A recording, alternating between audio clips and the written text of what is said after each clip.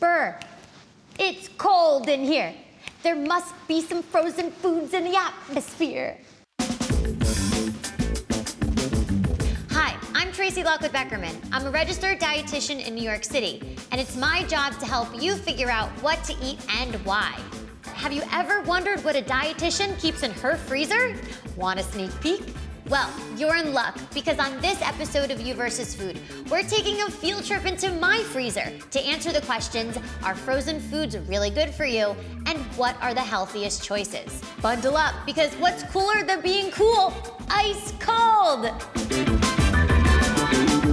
The frozen food aisle is similar to the rest of the supermarket, just colder. But somewhere along the way, frozen foods got a bad reputation. I'm here to bust that myth because guess what? Fresh ain't always best. So let's just set the record straight. The actual act of freezing foods does not make foods healthy or unhealthy. Put it this way, if your food was nutritious before it was frozen, chances are it's going to be as, if not more, nutritious after. More nutritious? How? Think of freezing as nature's pause button. That's because freezing elongates the time it takes for a food's nutrients to decline, which helps maintain freshness, and slows down enzymatic reactions like browning and wilting. So, when compared to fresh produce that's been sitting in your fridge for a few days, withering, the frozen options hold their nutritional value better over time. Frozen foods can be a very healthy and very convenient option. And because you can stock up on them, they may also help you save money. Cha-ching! I recommend going frozen for foods that are rich in vitamin C, vitamin A, and folate. So that means leafy greens, peppers, strawberries, broccoli, cauliflower, and asparagus are all awesome frozen options.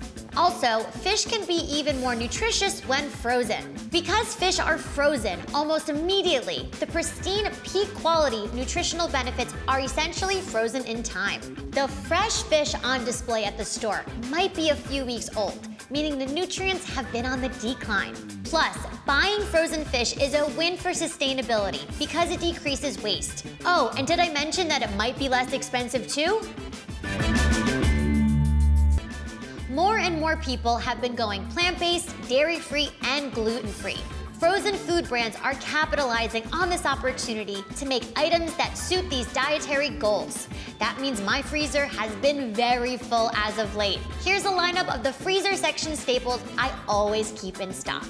What would a frozen food episode be without a fave from the TJ's frozen section? Trader Joe's frozen cauliflower rice stir fry is perfect for when you are running low on time but want a healthy, clean, home-cooked meal. Not to mention, this 16-ounce bag sells for $2.99. Not too shabby. Another frozen staple that I love are the Luvo SoCal kale beans. The 11 grams of fiber come from a medley of veggies, along with beans and red rice, so you will actually walk away full, nourished, and satisfied. We Luvo to hear it.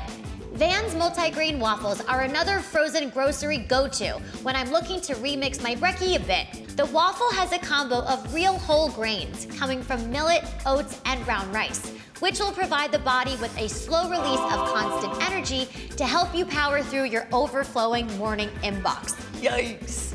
Green Giant is an OG of the freezer aisle. Their products are innovative, convenient, well-priced, and almost impossible to miss. Their veggie spiral spaghetti squash is my personal fave because it will free you from the time it takes to cut, bake, and scrape an intimidatingly delicious spaghetti squash. I'm a pie-hard pizza fan, and Real Good Food's superfood crust does not disappoint. And no, it's not made from cauliflower. It's made with broccoli, almonds, kale, and avocado. And believe me, this is a crust I can trust. Plus, it's grain and gluten-free. There's also Amy's Mac and 3 cheese with cauliflower. This frozen aisle hero achieves the perfect balance of health-conscious ingredients and comfort food coziness. That's because it's mac and cheese. And the second ingredient is organic cauliflower, so you'll be sure to see real pieces of cauliflower in your bowl. Cheese Louise! Some foods I wouldn't recommend buying frozen are milk and cheese, which may clump and curdle. I'd also recommend staying away from vegetables with a high water content, like celery and cucumbers, which will lose their crispness in the freezer. And remember, not all frozen foods are created equal, so check the nutrition labels as you shop. Some may be drowning in creamy sauces, have long ingredient lists, and contain trans or sat fats.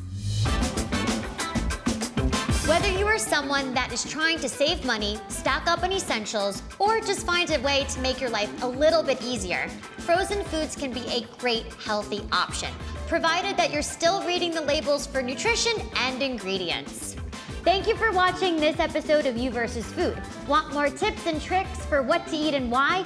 Subscribe to Well+Good's YouTube channel, because if you don't, you and I are walking on some thin ice.